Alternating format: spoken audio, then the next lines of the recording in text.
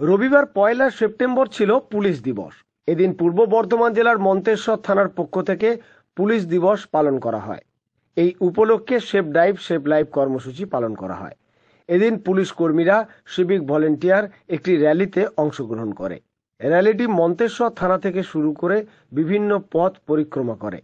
এদিন এই কর্মসূচিতে মন্তেশ্বর থানার আইসি বিপ্লব কুমার পতি উপস্থিত ছিলেন। সেভ লাইফ সেভ ড্রাইভ থানার মন্তেশ্বর থানার পক্ষ থেকে একটা প্রোগ্রাম হচ্ছে। তা এটা কোন থানার পক্ষ থেকে করছে? মন্তেশ্বর থানা।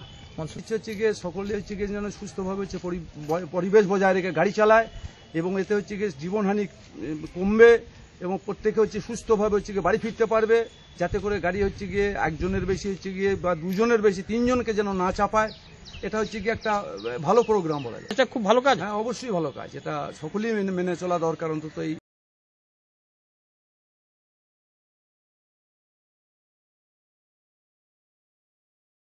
থানা প্রশাসনের পক্ষ থেকে save drive save life rally হচ্ছে।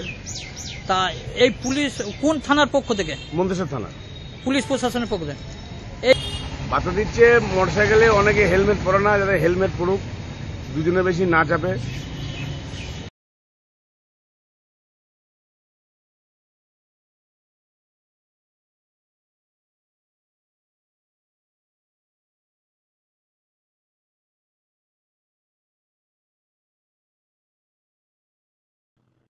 মন্তেশ্বর থেকে মৃত্যুঞ্জয় যশের রিপোর্ট, আনন্দ বার্তা।